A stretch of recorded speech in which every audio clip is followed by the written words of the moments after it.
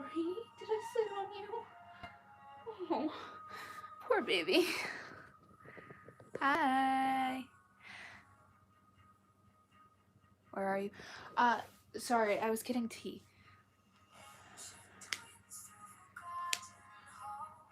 Oh, thank you. I say that a lot every time someone says that. Some of them are characters of mine, sometimes just it's how I'm feeling, and some are actual TV characters up there. For the my raindrops that have been following the Apocalypse universe that I have not updated on, there's 2 Apocalypse characters right behind me right now. Hi, welcome in. Are you just gonna sleep? She's been asleep all day. Literally, all day. Anyway, how's everyone doing? Can I have this? Hey, you can stay under it. I'm just taking some of it. Such a picky cat.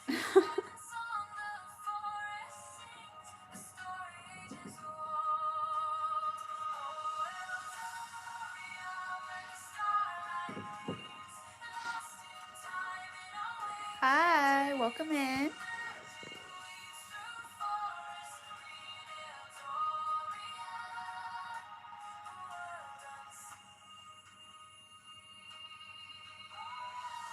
Hope everyone's doing well and has a, I want to say week, but it's literally, no, it's almost over it. I hope everyone's had a good week so far. I know it's only Thursday, but we're getting there.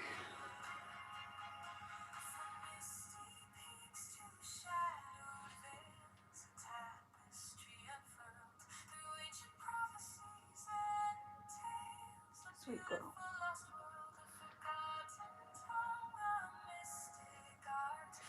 I might leave the music on this stream, but then again, the type of music that I have playing right now does not fit the book. Because this is fantasy music, and it's like a thriller book, so.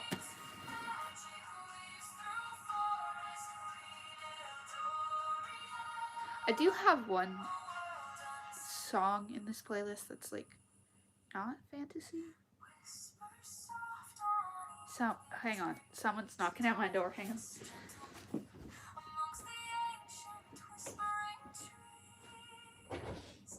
Come on, Sofa. Good girl.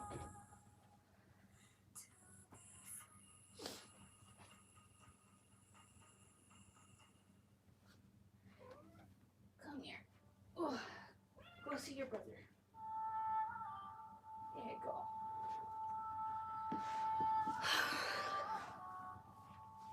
I know, I keep moving. I'm sorry. Hi, welcome in. Okay. Turn that off. This doesn't fit the vibe of this. Okay, I think... I know, you are fine. I know I keep moving. You are one moody old lady. I love her, but she is so moody. But I think we can get started. So grab your Story Keeper's cup, grab a blanket, grab a stuffy or a pet, and snuggle up because it's story time. Sorry, I can hear one of the cats meowing, or not meowing, purring from here. Sunday, 7:36 a.m.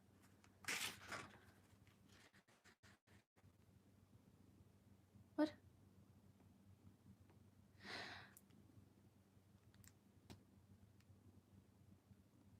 Sorry. I got a notification. In my dream, they are chasing me through the beer kegger woods. Dakota, Mia, and the other kids, the police, the EMS squad, even Miss Bernard, my French teacher from 4th grade, who used to get angry when I chewed on the ends of my pens. It's her pen. Why the fuck does she care? The sound of knocking wakes me, my heart banging like a drum circle. I sit up straight and look around. It takes me a second to remember where I am. My eyes go to the window and meet Slade's. He's peeking in. Now it comes back. Why I'm sleeping on this cold floor instead of in my cozy bed.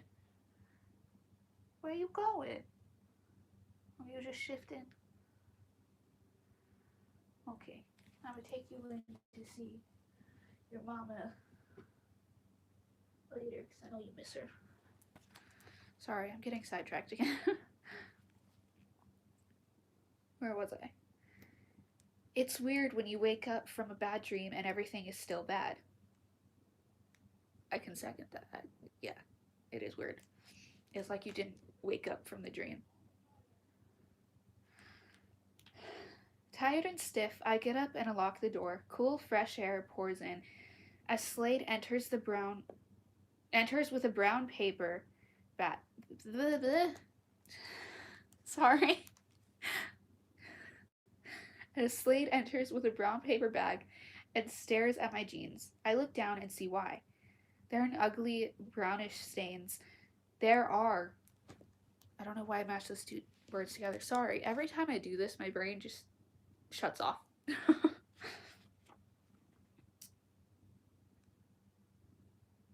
There are the ugly brownish stains on the thighs, stains we couldn't see last night in the dark. Catherine's dried blood.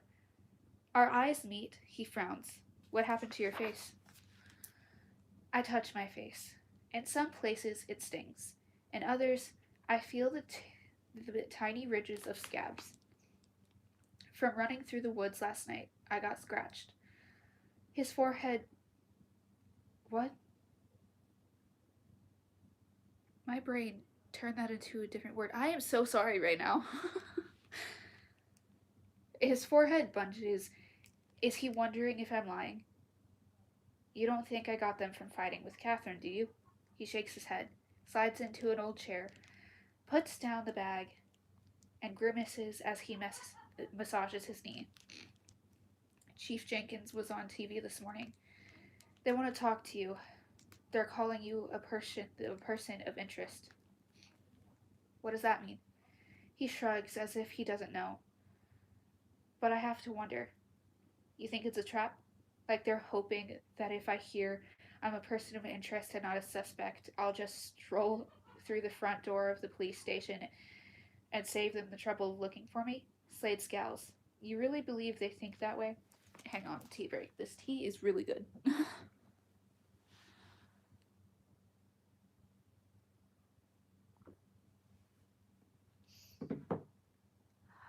And green tea actually has some benefits to it. It's got me through when I was sick a bunch of times, so.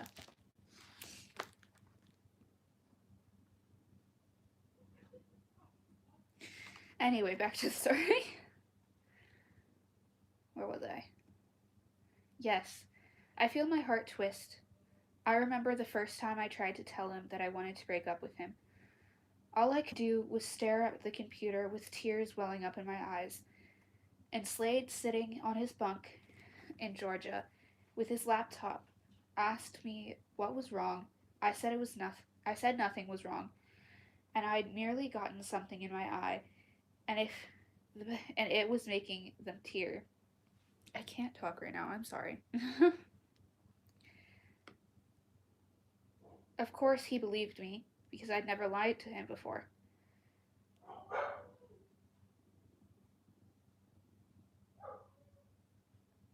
Sorry for the background noise. I was out there, and now he's upset because I'm not out there anymore. Anyway,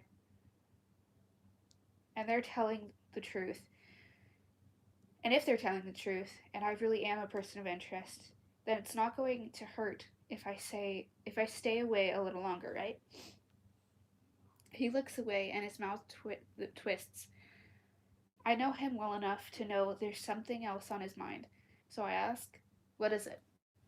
Nothing. He hunches over, elbows resting on his knees, his hands together, fingers knitted. Come on, I know you, tell me. Our eyes meet. He heaves a sigh. That picture of you with the knife, kneeling next to Catherine's body. It's all over the internet, Facebook, Twitter, everywhere. And this morning, when Chief Jenkins was on TV, they showed a photo of you from the yearbook.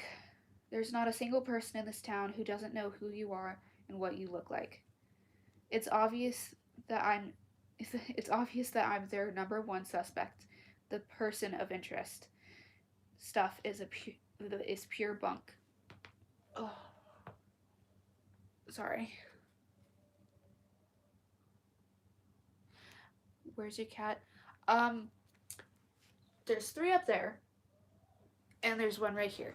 But she's an old lady and she's sleeping right now. Yeah, tired old lady. You could hear her when I first came in because I was moving a lot and she didn't like that.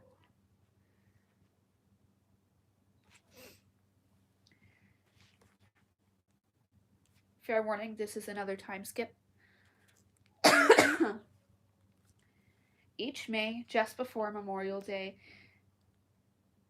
and the PACE program put on its spring performance. Last year, it was scheduled for the Friday night after Slade had left for National Guard training. I'll be right back. I'm gonna go check on the dog. Oh, I'm hearing a baby. Here you go.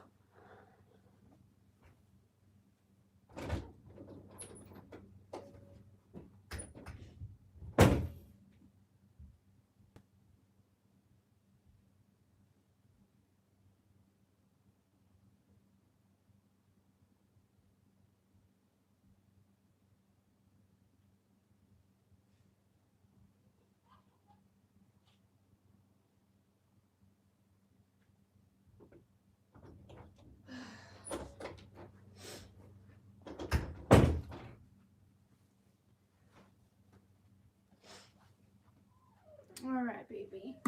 You're not gonna like me moving again. I know, honey. You don't like me moving. I'm back. You're okay. When she's comfortable, and she's snuggling with you when she's comfortable, she does not like it when you move. Anyway, where was I? And as a result, I was feeling pretty down. When Jody, who was probably the sweetest and most thoughtful of Catherine's group, texted to ask if I needed a ride to school, I texted back, and I didn't think I was going. A few minutes later, the phone rang. It was Catherine. The first time she'd called me, usually she just sent texts. You should come, she said. It's always fun. It's always fun, and the cast party is a blast. Why is my brain shutting off again? I'm so sorry. I felt my mood lift and instantly changed my mind. The mere fact that Catherine had made the effort to call and ask me to come was huge.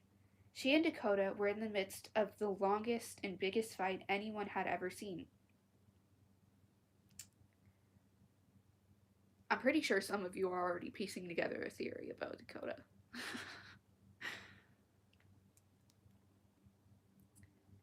Did it mean she intended to replace Dakota with me as her closest friend?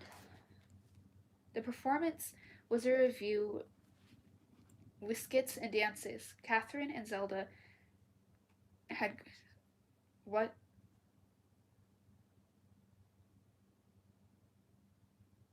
My brain tried to say the other word, sorry.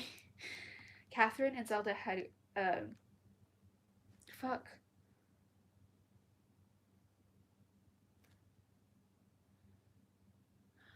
My brain's not letting me say this way of saying it, so I'm just gonna say they made the choreography. Because for some reason my brain's not letting me say this. A modern dance. Jody did a funny monologue about a family in which everyone stole batteries from each other's TV remotes and toys. That's actually kind of funny. Afterward, I went backstage for the cast party. It was the first time in weeks I'd seen Catherine and Dakota in the same room, but neither spoke or even looked at each other. Hey, you okay? Hey, don't do that shit. Okay.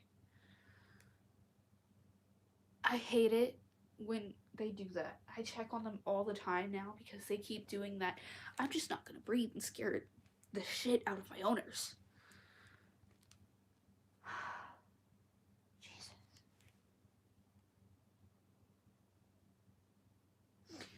These cats take 5 years off my life every day, I swear to God. Anyway,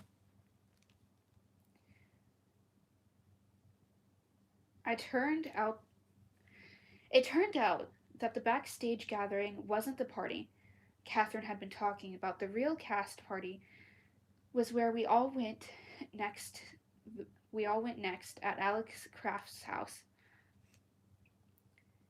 where the punch was replaced by beer, wine, wine coolers, and hard liquor. Usually at parties, I didn't drink more than a beer or two. But that night, because Slade had just left and I wanted to stop stressing, I let go and had a screwdriver. But the boy who mixed it made it too strong, so I went to the kitchen and made more orange juice. I was I was looking in the refrigerator when I felt someone behind me. It was Dakota, holding what looked like a screwdriver in her hand. Smiling, she said, "Looking for the orange juice?" I nodded. "Can't find any." Dakota pressed in beside me and peered into the fridge. She pulled out a bottle of cranberry juice. "This'll work." She poured some in our glasses and we raised them. "To summer or no more school," she toasted. I didn't think she'd meant it maliciously, but I felt like I'd been punched in the stomach. I was dreading the end of school and the summer without Slade. Oh, Jesus. Not wanting to think about that right now. I took a big gulp of my drink, even though it still tasted way too strong. Dakota took a sip and asked, "Heard from Slade?" I started to explain about the no phone calls rule and suddenly burst into tears. Not cheers.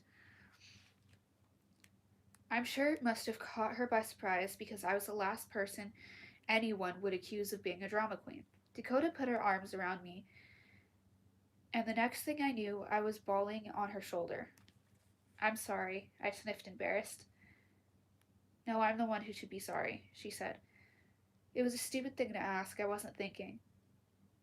When I calmed down, I went looking for the bathroom to wash my face. The downstairs bathroom was being used, so I went upstairs.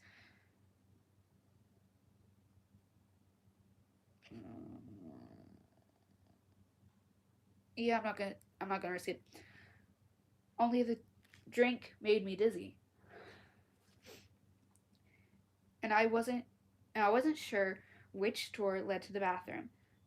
The first one I tried was a bedroom, and Jody and Zelda were inside. They were sitting on the bed. Okay? Okay. And when I walked in, they jumped apart and both turned red, making me wonder if they'd been talking about something they didn't want me to hear. Sure, girly, sure. Sorry. I apologized for barging in, then found the bathroom and washed up. When I walked back out, the door to the bedroom was open and Jody and Zelda were gone. Still feeling dizzy, I went downstairs and outside to get some fresh air. Alex's parents had white wicker fences or furniture on the porch, not fences, sorry. Hi, welcome in. Where was I? And I sat in a wicker love seat. I I guess they're called that because there's really only two seats. Huh. The air was cool and spring-like, and pretty soon things stopped spinning, and I began to feel better. Then the front door opened and Catherine came out. Want some company? She asked, sounding sweet and concerned. Sure. She sat down beside me in the love seat. How are you feeling? A little better, thanks, I said. Catherine moved close and put her arm around my shoulders. She'd never done anything like that before. You really love him. I think so. You just think so? She asked. No, I mean, yes, I really do. It's amazing, Catherine said. What is? Just that you can be so sure. I mean, like at our age. And you are sure, aren't you? I want to spoil why she's acting like this so badly, but I can't. Hi, welcome in. Okay, where was I? It was strange how she always seemed to know what was on my mind. I don't know, I admitted. I mean, yes, I'm sure I love him, but I'm not sure what I'll do if he gets sent overseas for a long time. I won't be 17 until almost July. It feels too young to have to wait so long. I can imagine. I turned and looked at her. You can, really? Catherine nodded sympathetically and hooked her light brown hair behind her ear. She was wearing ear knots with little green whales. Oh, that actually, in my head, it looks cute. Sure, like you said, we're 16. How can we really know what we want? I looked into her eyes, which that night were unexpectedly kind and caring. Can I tell you a secret? She nodded. Sometimes I feel like I need Slade more than I want him. Like, we've been together for so long that I'm afraid of what life would be like without him. Catherine squeezed my shoulder.